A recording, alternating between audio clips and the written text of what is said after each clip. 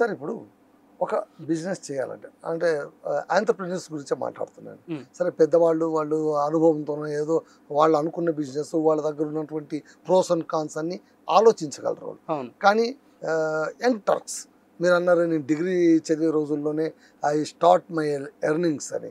So అలాంటి వాళ్ళు entrepreneur కావాలని కాస్త ఉత్సాహం ఉండి ఇదేదో చేస్తే బాగుంటుంది, ఇదేంటో తెలీదు, ఇదేదో బాగుంది అనుకునే వాళ్ళకు మీరు ఇచ్చే అడ్వైజ్ ఏంటి? వాళ్ళకి మనస్థితి ఎలా ఉండాలి?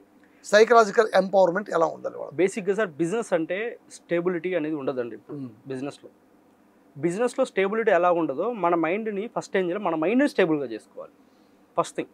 ఇప్పుడు చాలామంది బిజినెస్ స్టార్ట్ చేస్తేనే ఎర్నింగ్స్ వస్తాయని చెప్పేసి చాలా అపోహలో ఉంటారు. సో బిజినెస్ స్టార్ట్ చేయాలంటే చాలామంది దగ్గర ఇప్పుడు మీరున్నారు, మీరు ఎక్స్ అనే ఒక బిజినెస్ చేస్తున్నారు, మీరు నా ఫ్రెండ్ అనుకోండి, అరే నీ దగ్గర ఒక 10 lakhs ఉన్నాయి కదా బడ్జెట్, 10 lakhs తీసుకెళ్ళి ఒక బిజినెస్తో పలానా బిజినెస్ చేయమని చెప్తారు. అలా మీరు చెప్పిన వెంటనే నేను ఏం చేస్తానండి, సో నా ఫ్రెండ్ చెప్పాడనే ఉద్దేశంతో నేను ఆ 10 lakhs ఇన్వెస్ట్మెంట్ చేసి ఆ బిజినెస్ స్టార్ట్ చేస్తాను. బట్ ఆ బిజినెస్ రన్ అవ్వదు. Why? Because that is only one reason behind. ఏముంటుందంటే ఆ బిజినెస్ ఏంటో నీకు తెలియదు, కానీ సజెషన్ మీద బిజినెస్ స్టార్ట్ చేసినావు. ఇక్కడ that is the biggest mistake. నువ్వు ఒక బిజినెస్ స్టార్ట్ చేయాలంటే ఫస్ట్ ఏం చేయాలంటే R&D తెలియాలి. R&D, research and development is most important.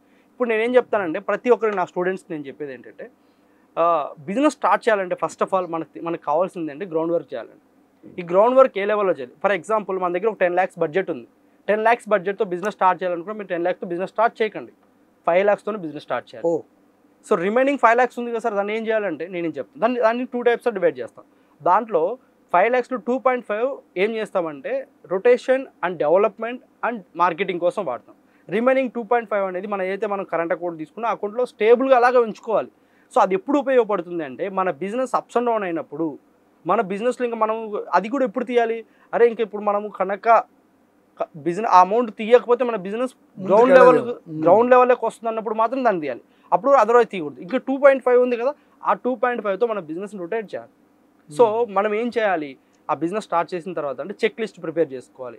అంటే ఇవాళ ఎంత బిజినెస్ టర్న్ ఓవర్ అయింది, టుమారో ఎంత జరుగుతుంది, ఈ వీక్లీ ఎంత టర్న్ ఓవర్ ఉంది. సో బిజినెస్ ఓనర్ ఇంకో మిస్టేక్ ఏం చేస్తారంటే సార్, భయంతో చేసే ఒక పని ఉంది మిస్టేక్. ఇప్పుడు నేను బిజినెస్ పెట్టాను అనుకోండి, నేను ఏమనుకుంటా, ఏం ఫీల్ అవుతానంటే అకౌంట్స్ నేనే చూసుకోవాలి, స్టాక్ నేనే చూసుకోవాలి, మేనేజ్మెంట్ నేనే చూసుకోవాలి, ఏవైతే వస్తాయి అన్నీ నేనే చూసుకోవాలను. బికాస్ ఆఫ్ వై అంటే నేను బటన్ తీసుకుంటున్నా, నేను భయపడుతున్నా. భయం అంటే ఏంటి? పీపుల్ నమ్మకపోవడం. బిజినెస్లో ట్రస్ట్ చాలా ఇంపార్టెంట్ అండి. మన ఎంప్లాయీస్ని కూడా మనం ట్రస్ట్ చేయాలి. సో ఇప్పుడు ఫర్ ఎగ్జాంపుల్ నేను ఏం చేయొచ్చు అంటే అకౌంట్ మేనేజ్మెంట్ సిస్టమ్ని ఒకటి క్రియేట్ చేసి అకౌంట్ మేనేజ్మెంట్ కోసం అకౌంటబిలిటీ పర్సన్ ఒక పర్సన్ హైర్ చేసుకున్నానంటే అకౌంట్స్ రిలేటెడ్ అతను చూసుకుంటాడు, స్టాక్ రిలేటెడ్ ఒక పర్సన్ చూసుకుంటాడు, సేల్స్ రిలేటెడ్ ఒక పర్సన్ చూసుకుంటాడు, మార్కెటింగ్ రిలేటెడ్ ఒక పర్సన్ చూసుకుంటాడు. ఇప్పుడు నేనేం చేయొచ్చు యాజ్ ఎ బిజినెస్? ఇప్పుడు నేనేం చేయొచ్చు అంటే, సో అకౌంటబిలిటీ పర్సన్ ఎలా చేస్తున్నాం మానిటరింగ్, సేల్స్ పర్సన్ ఎలా చేస్తున్నాం మానిటరింగ్, అంటే స్టాక్ ఎలా ఉంది మానిటరింగ్. ఈ మానిటరింగ్ చేసే ప్రాసెస్లో నేను బిజినెస్ ఎలా డెవలప్ చేయాలని నాకు కొత్త ఆలోచనలు వస్తాయి. అదర్వైజ్ బిజినెస్ ప్రెజర్ అంతా నేనే తీసుకున్నప్పుడు బిజినెస్ ముందుకెళ్ళదు, బిజినెస్ రన్ అవ్వదు. ఫర్ ఎగ్జాంపుల్ మనం గమనిస్తే ఒక బిగ్ బిజినెస్ జరుగుతుందంటే దాని బిహైండ్ ఏముంటుందంటే మేనేజ్మెంట్. సో ఈ మేనేజ్మెంట్ ఫెయిల్ అవుతున్నాం. అసలు గ్రౌండ్ లెవెల్ వర్క్ అనేది ఈ మేనేజ్మెంట్లోంచి జరగాలి సార్. గ్రౌండ్ లెవెల్లో నువ్వు మేనేజ్మెంట్ వర్క్ చేయగలిగితే నీ బిజినెస్ గ్రో అవుతుంది. ఫర్ లైక్ ఎగ్జాంపుల్ తీసుకుందాం, ఇప్పుడు ఒక బిజినెస్ చేయాలంటే చాలామంది ఏమంటే ఫ్లోటింగ్ ఉండాలనుకుంటాం. ఫ్లోటింగ్లో 2 types ఆఫ్ ఫ్లోటింగ్ ఉంటుందండి. 2 types ఆఫ్ ఫ్లోటింగ్ ఉంటుంది. వెహికల్ ఫ్లోటింగ్ ఒకటి ఉంటుంది, పీపుల్స్ వాకింగ్ ఫ్లోటింగ్ ఉంటుంది. వాకింగ్ ఫ్లోటింగ్ ఉన్న ఏరియాలో మన బిజినెస్ పెడితే 100% సక్సెస్. ఓకే. వెహికల్ ఫ్లోటింగ్ ఉన్న ప్లేస్లో పెడితే వెహికల్ మూవ్ ఆన్ అవుతుంటుంది, నీకు దిగాలి, నీ ఒక ప్లేస్ని విజిట్ చేయాలి, నీ పర్సన్ చూడాలంటే ఎక్కడ ఎలా ఉంటుంది. సో మనం ఏం చేయాలి, వెహికల్ ఫ్లోటింగ్ ఉన్న ప్లేస్ మనం చూడాలి అంటే బెస్ట్ ప్లేస్ని మనం చూసుకో. వెహికల్ ఫ్లోటింగ్ ఉన్న బిజినెస్ ఎక్కడ జరుగుతాయంటే హైవేస్లో, హైవే జోన్స్లో హెవీ పార్కింగ్ పెట్టుకుని ఫుడ్ బిజినెసెస్కి బాగుంటుంది. ఓన్లీ ఫుడ్ బిజినెస్ వర్కౌట్ అవుతాయి. అండ్ ఇంకోటి ఏంటంటే ఎక్కువ వెహికల్ ఫ్లోటింగ్ ఉన్న ఏరియా కూడా మనకు అవసరమే. ఎప్పుడు అవసరం, ఎలాంటి లొకేషన్ బేస్ చేసుకుని ఉంటుంది. ఫర్ ఎగ్జాంపుల్ మనం ఒక చిన్న టీ షాప్ పెట్టాలనుకుంటారు, వెహికల్ ఫ్లోటింగ్ ఉన్న ఏరియాలో పెట్టామంటే కౌంటర్ 100 cups ఉంటాయి. అదే పీపుల్స్ వాకింగ్ ఉన్న ఫ్లోటింగ్లో పెడితే పర్ డే నీకు 1000 cups వరకు కూడా వచ్చే అవకాశం ఉంది. ఒక 50,000 rupees ఇన్వెస్ట్మెంట్ తోటి మనం 10 lakhs రెవెన్యూ కూడా ఎర్న్ చేయొచ్చు. ఓకే. సో బేసిక్గా ఒక ఎగ్జాంపుల్ చెప్తాను సార్. ఒక చిన్న టీకేఎఫ్ తీసుకుందాం సార్. 50,000 పెట్టుబడి 10 లక్షల రూపాయలు ప్రాఫిట్ అంటే నేను మొత్తం వీడియో చెప్పిన తర్వాత మీరు కన్క్లూజన్లోకి రండి. సో ఇమీడియట్గా మన వాళ్ళు జడ్జిమెంట్లోకి వెళ్ళిపోతాం. 50,000 rupees ఇన్వెస్ట్మెంట్ సార్. ఒక చిన్న షట్టర్ తీసుకుంటాం. సో దాంట్లో ఆ ఇన్వెస్ట్మెంట్ పెట్టి బిజినెస్ స్టార్ట్ చేస్తాం. మీరు ఒక చిన్న క్యాలిక్యులేట్ చేద్దాం. టీ కాఫీ ఈరోజు తాగని వాళ్ళు ఎవరైనా ఉన్నారు సార్? నాకు తెలిసి నేను ఎడ్యుకేషన్ తీసుకున్న టైంలో టీ కాఫీ అంటే మార్నింగ్ ఈవినింగే అనుకునేవాడిని. అవును, మనకు ఉండేది కూడా ప్రీవియస్కి వెళ్తే ఒక అవును. 2000 ఇయర్లోకి వెళ్దాం కామన్గా అంతే, మధ్యలో ఎప్పుడు లేదు. ఎప్పుడు ఉండదు. కానీ ఈరోజు తీసుకుంటే మార్నింగ్ టు ఈవినింగ్ వరకు రెగ్యులర్ ఫుడ్స్ ఎలాగైతే సెల్ అవుతున్నాయి, రెగ్యులర్ ప్రొడక్ట్స్ ఎలాగే సెల్ అవుతుంది, టీ కాఫీ అనేది సెల్ అవుతుంది. కానీ నాకు తెలిసినంత వరకు 2000 ఇయర్లో గ్రీన్ టీ లెమన్ టీ అనేది ఉండేదా? ఉండేది ఎక్కడో 7 స్టార్ 5 స్టార్ హోటల్స్. అప్పుడు 7 స్టార్ 5 స్టార్ అంటే అలాంటి ఇప్పుడు మనకి పెద్ద హోటల్స్లో ఉండేది. అది కూడా ఉడుకో రేర్గా తెలిసిండేది వాటి నేమ్స్. కానీ ఈరోజు తీసుకుంటే మార్కెట్లో ఎన్ని రకాల టీలు ఉన్నాయి? 56 రకాల టీలు అమ్ముతున్నారు. కానీ వాటి మార్జిన్స్ తీసుకుంటే డిఫరెంట్ ఉన్నాయి. ఇప్పుడు ఫర్ ఎగ్జాంపుల్ మనం ఏం చేద్దాం అంటే green tea, lemon tea, tea, coffee ఇలా ఉన్నాయి. సో 10 to 50 రూపీస్ వరకు కాఫీస్ ఉన్నాయి. 150 రూపీస్ కాఫీ ఉంది, 200 కూడా ఉంది, 500 కాఫీస్ కూడా ఉన్నాయి. కానీ ఇక్కడ మనం క్యాలిక్యులేట్ చేద్దాం. 50 రూపీస్ ఇన్వెస్ట్మెంట్ చేసిన బిజినెస్లో 10 lakhs రెవెన్యూ ఎలా వెళ్ళొచ్చు పర్ యానం అనేది మనం చూద్దాం. సింపుల్గా పర్ డే ఇప్పుడు మనము లైక్ తీసుకుంటే మనకు ఫ్లోటింగ్ ఉన్న ఏరియాలో మన టాప్ మోస్ట్ ఈ హైదరాబాద్ నగరంలో తీసుకుంటే ఫ్లోటింగ్ ఉన్న area Ameerpet, SR Nagar, Kukatpally area అనుకుందాం. ఇలాంటి జోన్స్లో ఎలా ఉంటుంది టీకే బిజినెస్ మాట్లాడుకుందాం. ఇప్పుడు ఫ్లోటింగ్ ఉన్న ఏరియాలో పర్ డే మార్నింగ్ ఇంత లేదన్నా ఒక 300 కప్స్ సేల్ అవుదా సార్?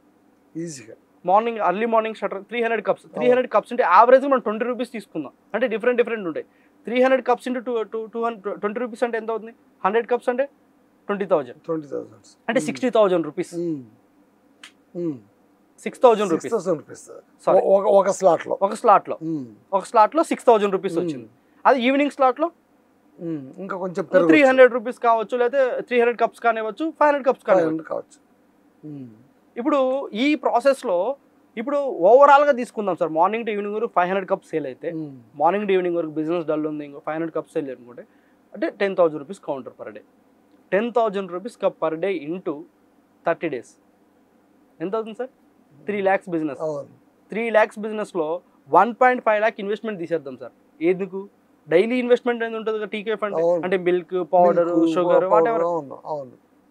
అంటే 1.5 lakh బిజినెస్ అమౌంట్ మిగిలింది. ఇప్పుడు చెప్పండి సార్, ఇయర్ మొత్తానికి 10 lakhs అమౌంట్ ఏం చేయలేరా? రాదంటారా? 1.5 వచ్చింది కదా.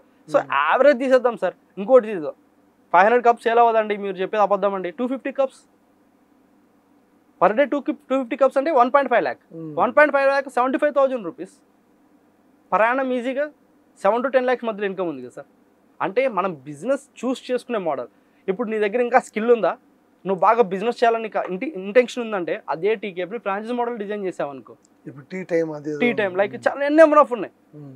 సో అలా ఫ్రాంచైజ్ మోడల్ వెళ్ళే ప్రాసెస్లో నువ్వు మంత్లీ ఇన్కమ్ ఎంత ఏం చేస్తావు అంటే ఒకటి సార్, నేను చిన్న స్టోరీ చెప్తాను. 1917లో కోల్గేట్ మన ఇండియాకి వచ్చింది. 1917లో అప్పుడు వాళ్ళు ఏం చెప్పారంటే మీరు ఎందుకు వేపలు వాడుతున్నారు, మీరు ఎందుకు బొగ్గులు వాడుతున్నారు, మా పేస్ట్ వాడని చెప్పారు. కానీ అదే ఈరోజు ఏం చెప్తున్నారు? మీ పేస్ట్లో బొగ్గు ఉందా, మీ పేస్ట్లో ఉప్పు ఉందా, మీ పేస్ట్లో ఇట్లా ఇవే అడుగుతున్నారు కదా. అంటే మార్చారు. అలాగే 1920s ఆ టైంలో మన ఇండియాకి పారాగాన్ చెప్పల్స్ వచ్చింది. పారాగాన్ చెప్పులు వచ్చినప్పుడు ఒక స్టోరీ చెప్తాను. ఒక సంతకి వెళ్ళారనమాట. ఒక పారాగాన్ కంపెనీ ఓనరు ఒక ఇద్దరిని మేనేజర్గా పెట్టుకొని ఇక్కడ సేల్స్ కోసం తీసుకున్నాడు. సో అప్పుడు మన ఇండియాలో చెప్పులు అలవాటు తక్కువ మార్కెట్లో. సో ఇప్పుడు ఆ ఇద్దరు పీపుల్స్ తీసుకెళ్ళి అక్కడికి వెళ్ళి ఇక్కడ ఎవరు మార్కెటింగ్ బాగా చేయగలరు, ఇక్కడ మార్కెటింగ్ అవుద్దా లేదా, మన చెప్పులు సేల్ అవుద్దంటే ఒక పర్సన్ వెళ్తాడు. వెళ్ళి మొత్తం అంతా మార్కెట్ అనేది అబ్జర్వ్ చేసి వచ్చేసి ఓనర్ దగ్గరికి వెళ్ళి ఒక మాట చెప్తారు. సార్, ఎవరి కాళ్ళకి చెప్పులు లేవు, చెప్పులు అనేది కూడా మా జనాలకు తెలియదు, ఇక్కడ మీరు చెప్పులు బిజినెస్ స్టార్ట్ చేస్తే మీరు లాస్ అయిపోతారు, మీరు వేస్ట్, మీరు ఎన్నికి వెళ్ళిపోవడం మంచిదని చెప్పి అతను సలహా ఇస్తాడు. సో ఇంకో సెకండ్ పర్సన్ ఉంటాడు చూడండి. సెకండ్ పర్సన్ ఏం చేస్తారంటే ఓనర్ దగ్గరికి వెళ్ళి, సార్ నాకు ఒక చేత చెప్పులు నేను వేసుకొని నాకు ఇస్తారా మీరు అని అడుగుతాడు. అతను కాళ్ళకి వేసుకొని మొత్తం ఆ ఏరియా మొత్తం ఒక రౌండ్ వేసుకొని వస్తాడు. వచ్చి అతను ఏం చెప్తాడంటే, సార్ మీరు బిజినెస్ స్టార్ట్ చేయడానికి ఈ రోజు ఇది ఫస్ట్ డే అని చెప్పేసి, అప్పుడు మన పల్లెటూరులో ఎలా ఉండేటివి, పాత పట్టి మంచాలు ఉండేవి. ఆ మంచాల మీద చెప్పులని బేర్ చేసి అక్కడ పెట్టేశాడు. ఇమీడియట్గా అందరు కాళ్ళ చుట్టూ చూసుకుని వచ్చాడు కదా. అతను ఏం చేశాడు, ఎవరి కాళ్ళకు లేవు అంటే దీని అవసరం ఉంది, అంతే ఇక్కడ బిజినెస్ జరుగుద్ది అని చెప్పేసి అక్కడ పెట్టడం, ఇమీడియట్గా ఆ ట్రక్ మొత్తం సేల్ అయిపోయింది.